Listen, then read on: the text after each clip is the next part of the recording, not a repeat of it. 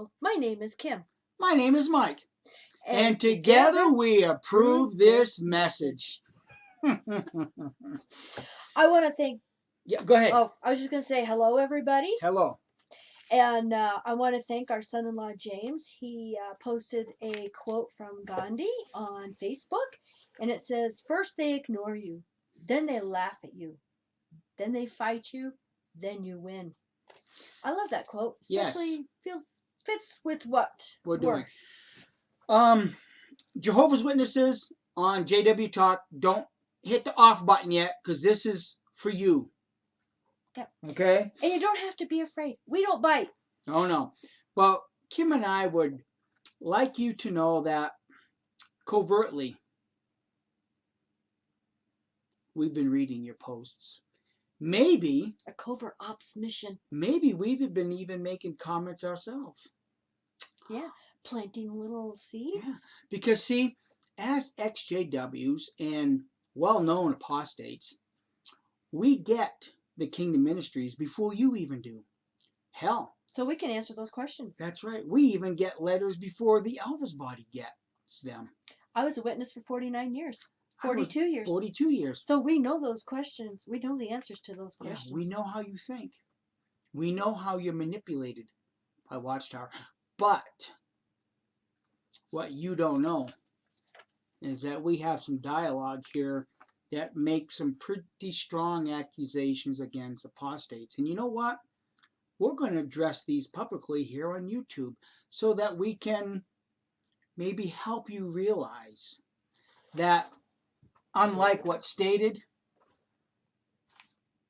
we do not hide our intentions. Yeah.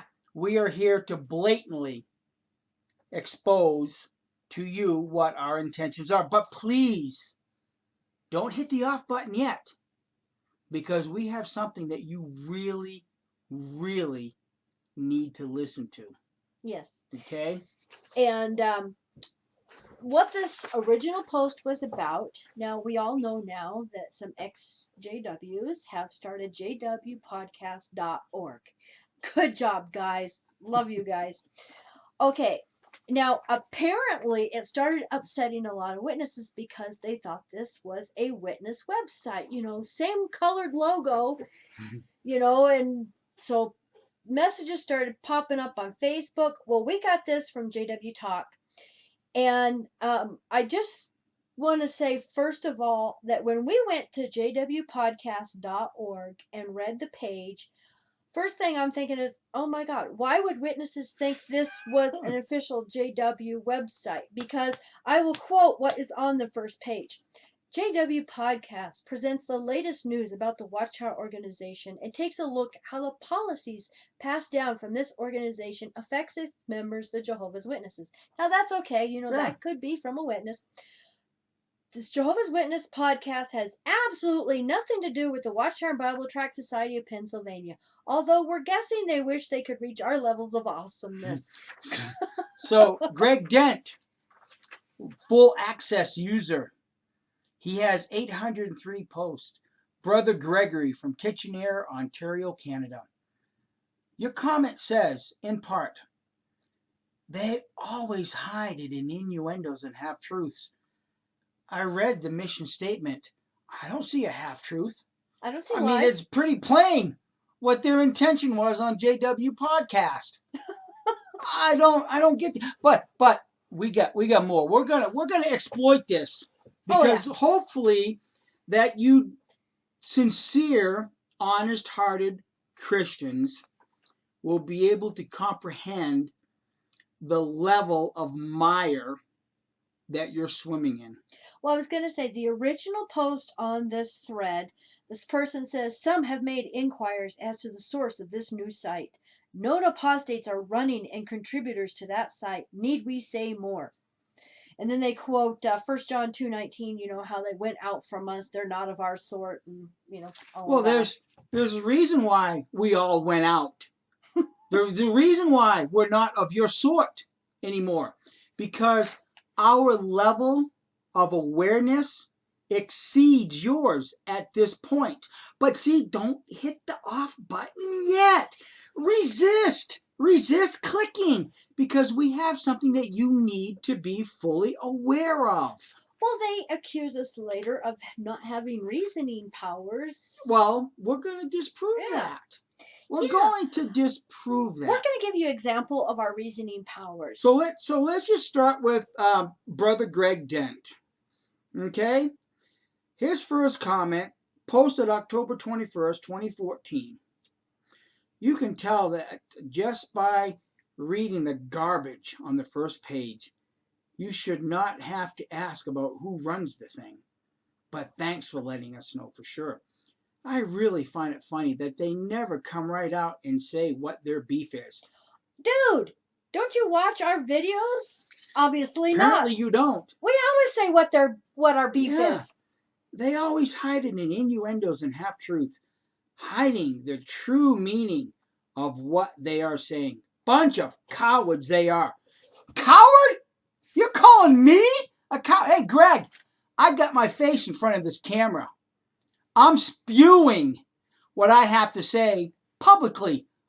Why won't you do that? We're not hiding it in half-truths. And lies. We don't filter our forums and, YouTube channel and stuff to make sure, who is on our forum. Right. But just so that you know, Greg, go get your reasoning book, buddy old pal, Brother Dent. Call me a coward. Hide the meaning of what we're saying. Go to page 89. Look at the section of the cross. Do you know what an ellipsis is? That is where somebody takes a quotation and he might like the first sentence and then he might hate the second sentence. So in the second sentence, he'll go blah, blah, blah, ... And then he'll continue on because he doesn't like what the second sentence says. So go to your reasoning book on the cross. Very first paragraph. Look at the ... Now Watchtower quotes right from the Imperial Bible Dictionary, Volume 1, page 376. It's available on libraryarchive.org.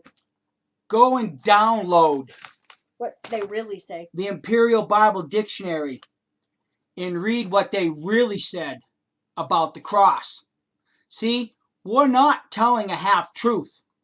And we're not hiding behind innuendos. That's right. And when Watchtower did the ellipsis ...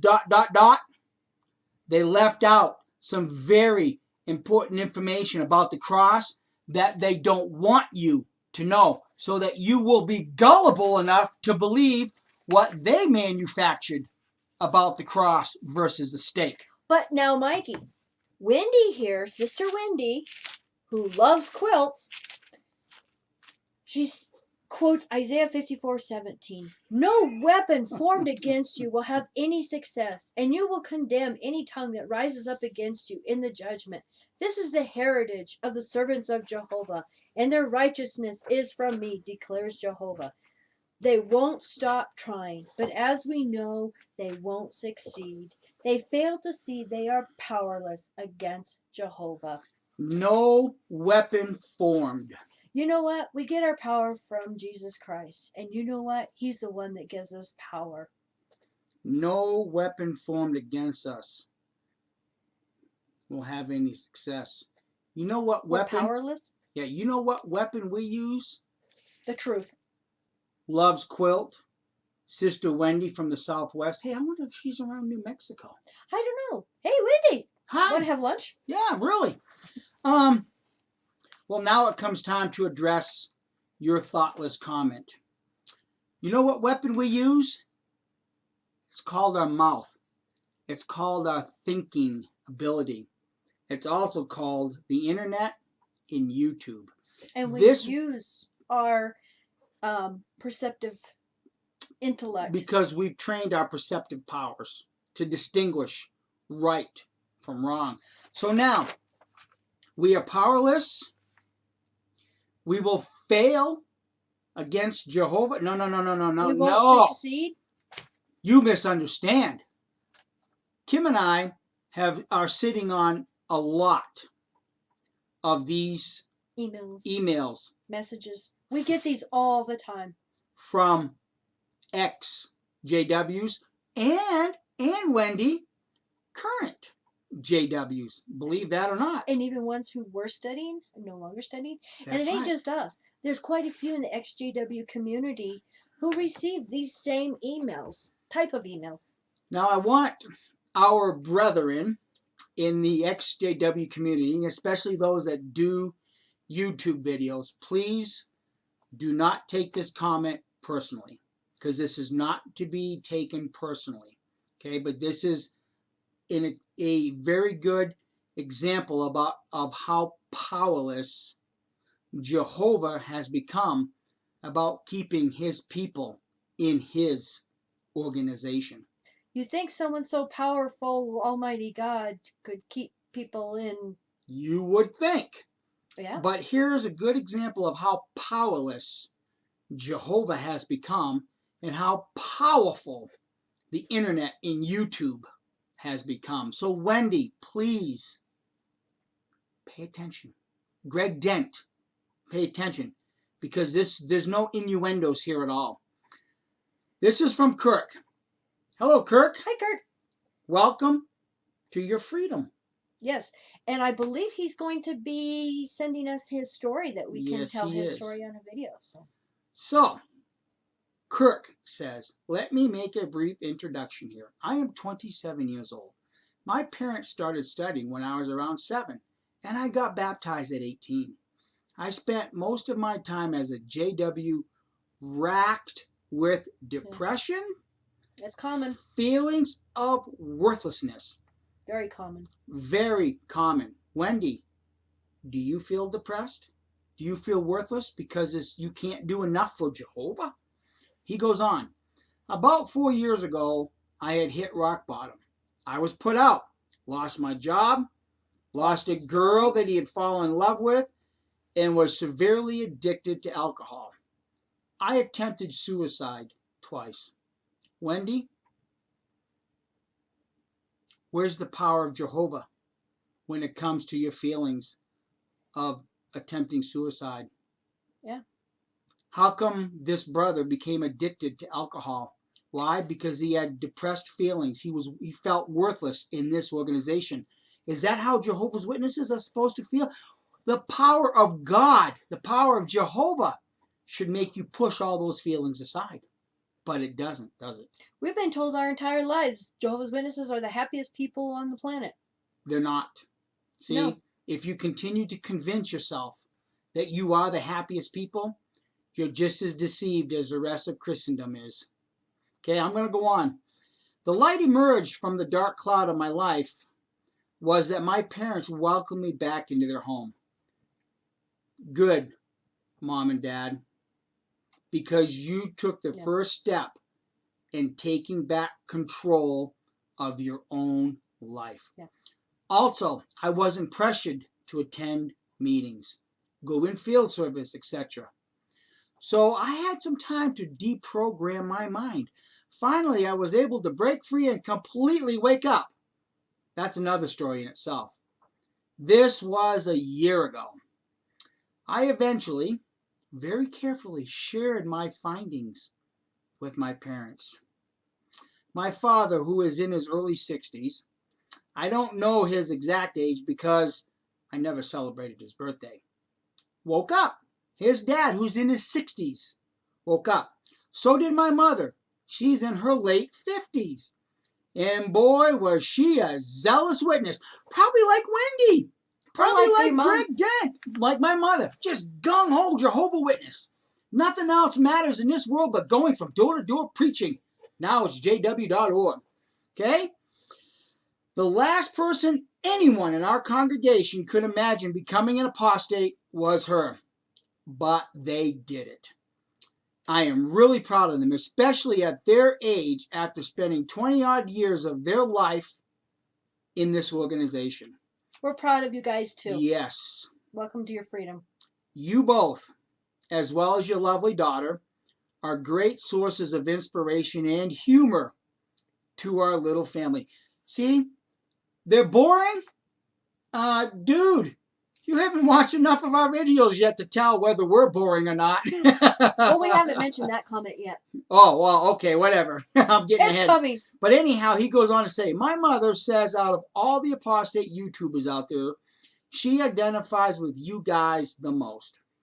I'd like to personally thank you for all your work you do and continue to do. I live in the island of, and I'm not going to mention where he's from, but no matter where you're from, the reaches of this dangerous cult can be felt. So keep up the fight, guys. You have helped my parents so much.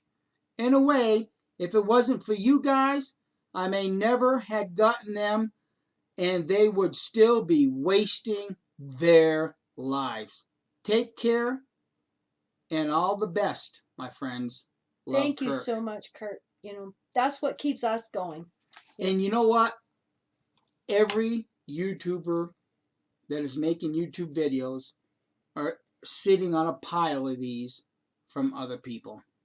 It's as simple as that. Kim and I have already documented stories. Rochelle, she was studying. Her parents are witnesses. And because she started asking questions, you can find her story. We did the video. It's called The Salem Witch Trials. And then Kelly's story. She was studying with Jehovah's Witnesses, and because she has an autistic son and the witnesses were treating her very badly, she quit studying. So that is on one of our videos also. And Brian was studying and engaged to a witness and started asking questions. Some things just weren't making sense to him. Especially when he got a hold of the Secret Elders book, huh? Oh, yeah. Oh, yeah. Yep. And he was even engaged to a baptized, Jehovah's Witness. So there's so many of these stories of ones that we're even studying that have quit now. So tell me, that the XJW community is not won't succeed. We are succeeding. We are succeeding. Wendy, Greg Dent, next time you go to your memorial, 2015, count the empty seats that are in your Kingdom Hall. Because when we were going to the Kingdom Hall, standing room only. Oh, what changed? The 80s and 90s? What changed? There would be 50 people standing up in the back. Exactly.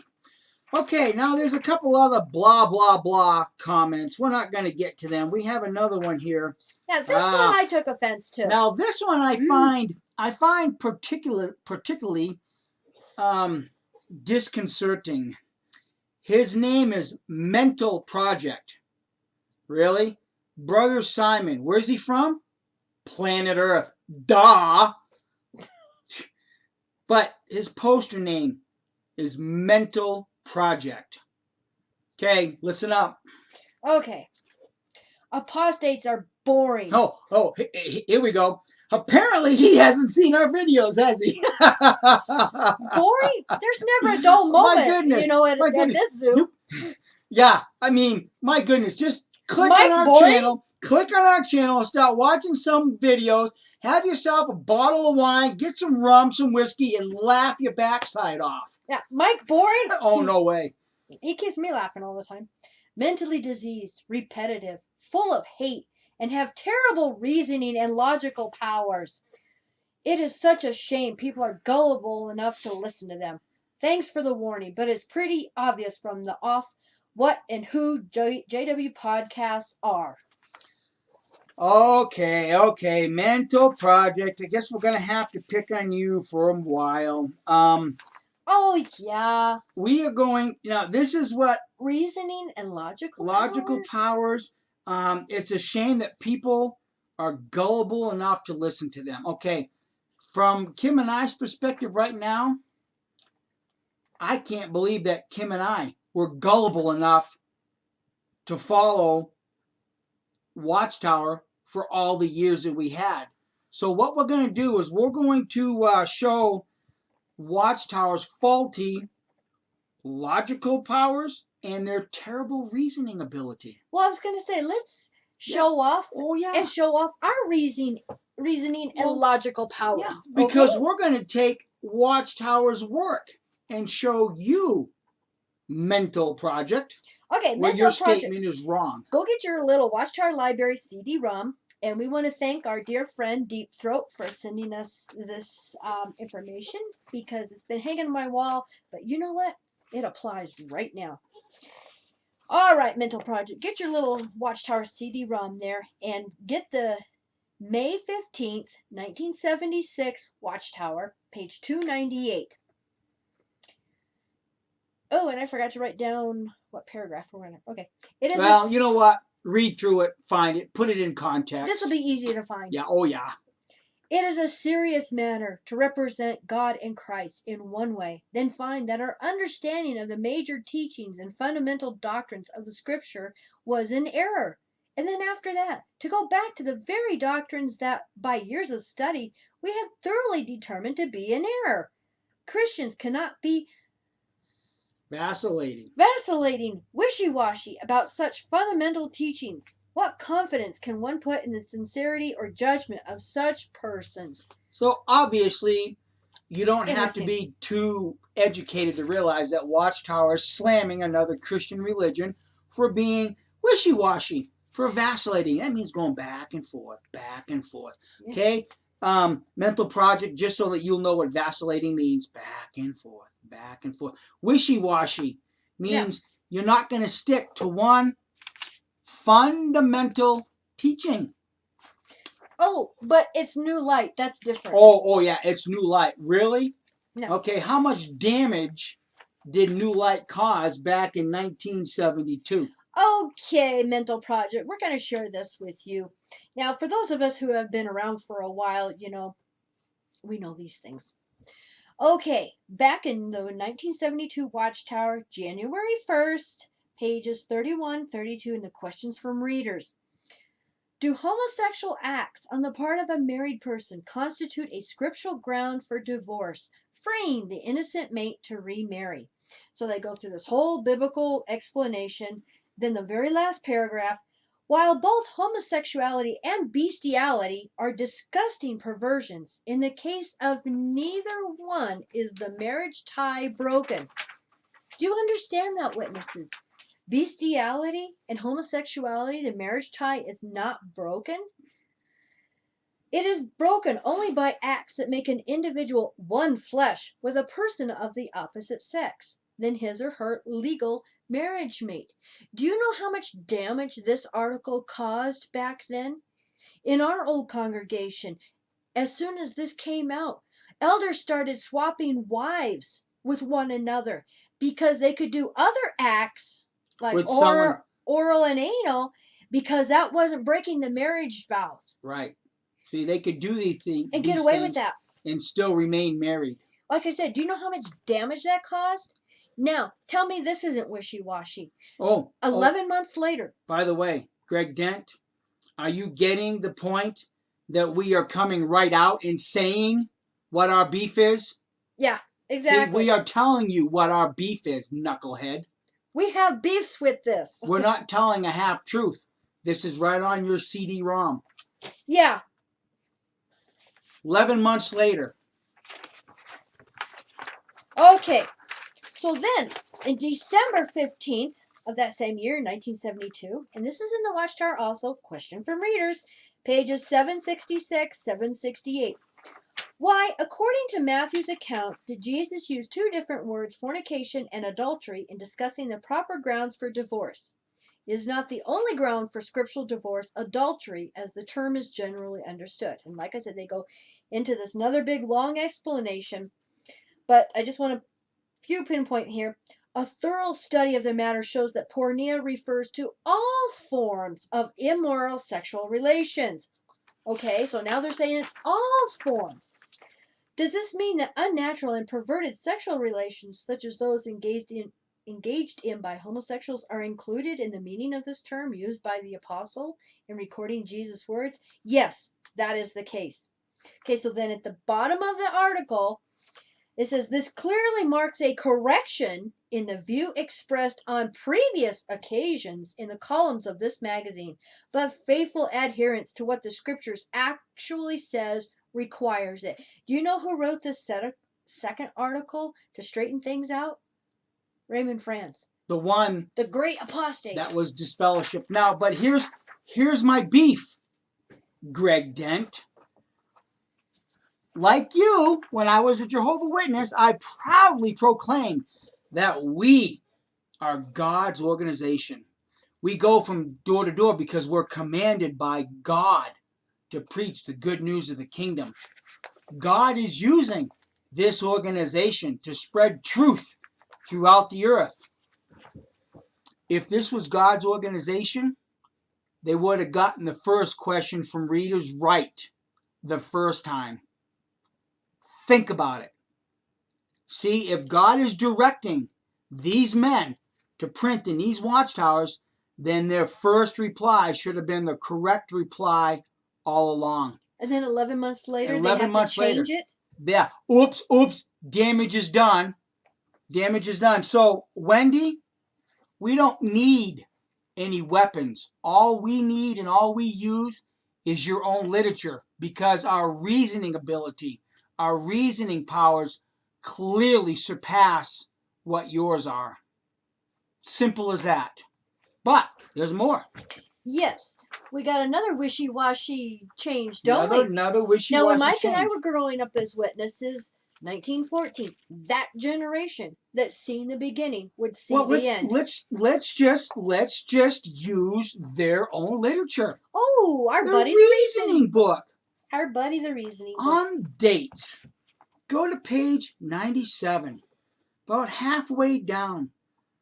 It says, in the meantime, the very difficult conditions foretold for the last days would prevail, as shown under the heading Last Days. Those events have been clearly in evidence since 1914. Before the last members of the generation that was alive in 1914 will have passed off the scene, all the things foretold will occur, including, wait for it, the Great Tribulation, in which the present wicked world will end. That's a fundamental teaching, Jehovah's Witnesses. And they still use this book. Oh, yeah. See, guys this still is a use that. fundamental teaching, that the generation that saw the beginning would still be here They're when dead. Armageddon starts. Guess what? Oh, They're dead. they're gone. Okay. So then, I don't know if this is wishy-washy or not. I think it is. In your new book, God Kingdom Rules, page 11, paragraph 17, about halfway down. And this is under the subheading, will by no means pass away until all these things happen. The expression, all these things, include all the foretold events during Jesus' presence from its beginning in 1914 until its culmination at the Great Tribulation. Now, notice they don't say anything about, the generation that saw the beginning would still be here. Oh, no. They conveniently left that out. Yes. How then may we understand Jesus' words about this generation? The generation consists of two overlapping groups of anointed ones. The first is made up of anointed ones who saw the beginning of the fulfillment of the sign in 1914. Now, that's the first generation. See, now Watchtower is saying is that generation won't be here when Armageddon starts. Well, yeah, because we already know they're dead and gone. Oh, yeah, exactly. And the second, anointed ones who for time were contemporaries of the first group. At least some of those in the second group will live to see the beginning of the coming tribulation. Guys, time's running out. The two groups form one generation because their lives as anointed Christians overlapped for a time. Now, what's interesting is they even have a nice little chart here. Let me get this in here. This is the 1914 generation. The ones dead and gone. The lighter color here, that's the ones that are still a few of them around, but they're disappearing quick. So that is the overlapping generation. And they've changed this doctrine, gone back and forth for quite a few times. It's because they're wishy-washy. Yeah. See, here's the thing, Jehovah's Witnesses, what you fail to recognize, because your perceptive powers are not properly and biblically trained, is that when this book came out, And they said that the generation that saw the beginning would still be around to see the Great Tribulation.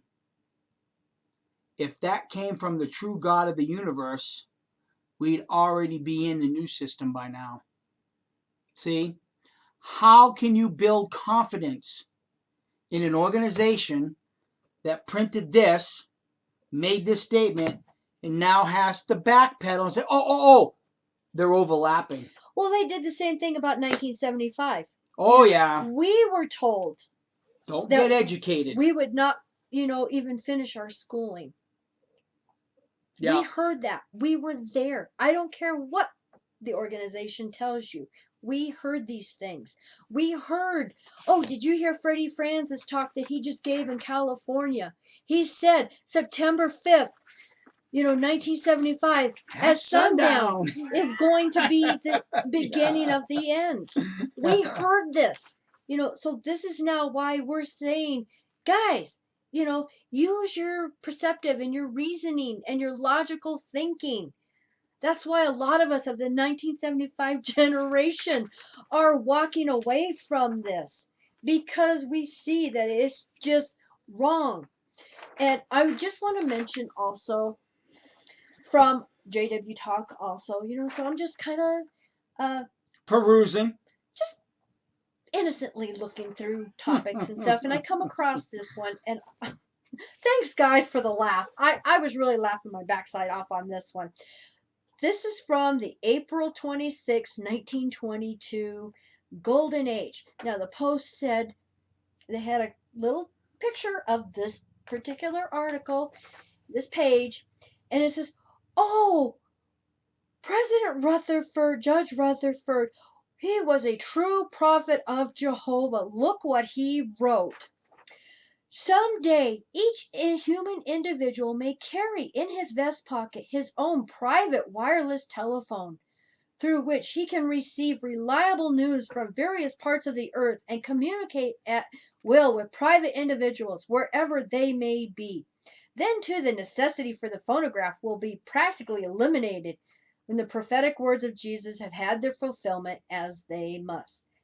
All that are in their graves shall hear the voice of the Son of Man and come forth. Yeah, he was right. The phonograph, dead and buried.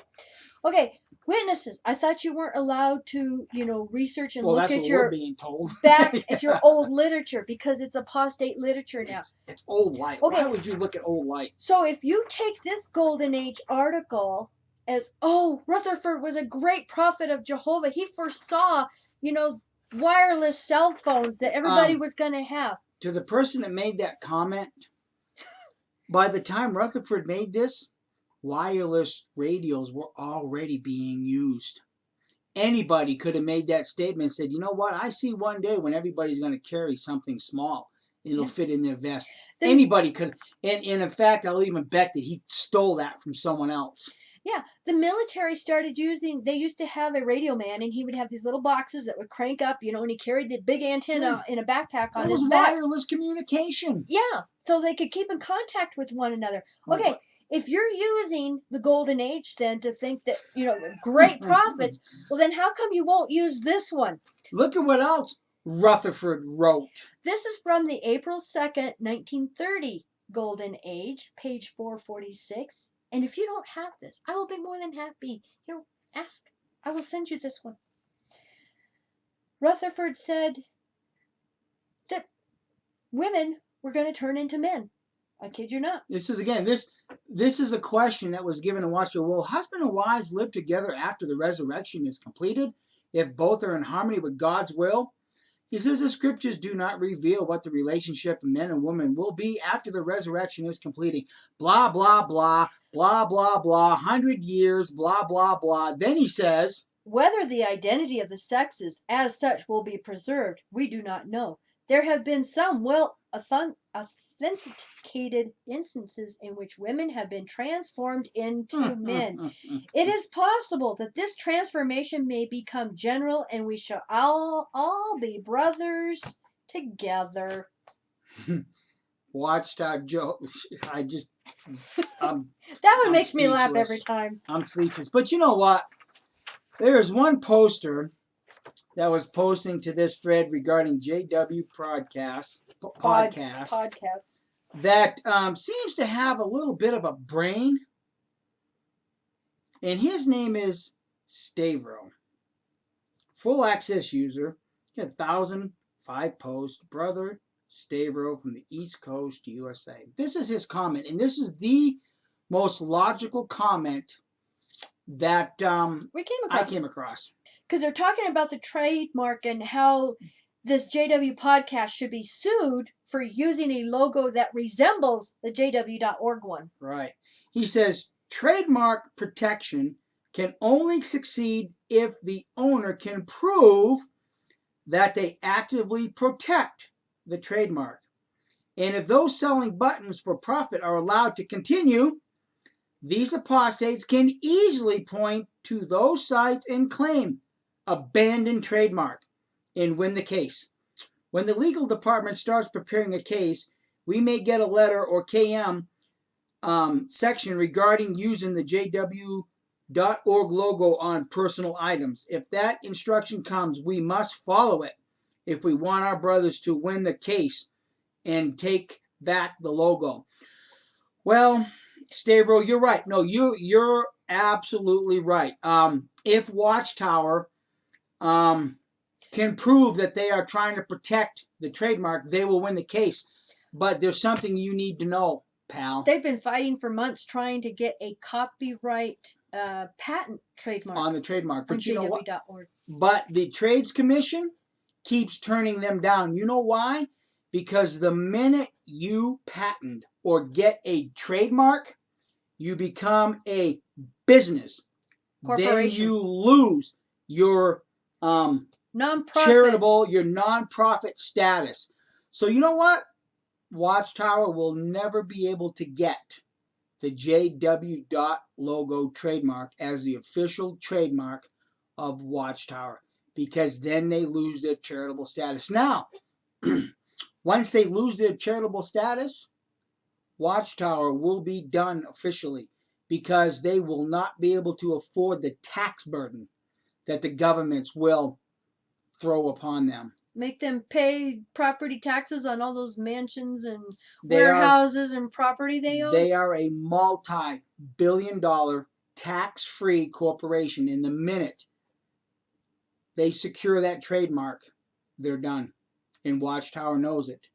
We've already sitting on information where Watchtower has tried to patent this, to get this trademark. JW Leaks has it. And they have failed several times. So, but you know what though, Stavro? It's a very insightful comment. Very, very insightful comment, brother. Very intelligent. You're right. Exactly right. Yep. So. Well, we hope that there's at least one Jehovah's Witness on this JWTalk forum that has the intestinal fortitude to watch this all the way through. If you have and you wish to continue any correspondence with Kim and I, you can find us at watchtower.exposed. Yep, just click on the contact link there and you can send us a private email, and you're confident. We always, pride ourselves in keeping everybody's name and everything confidential. So because Kim and I do recognize the severe depression that you people suffer with.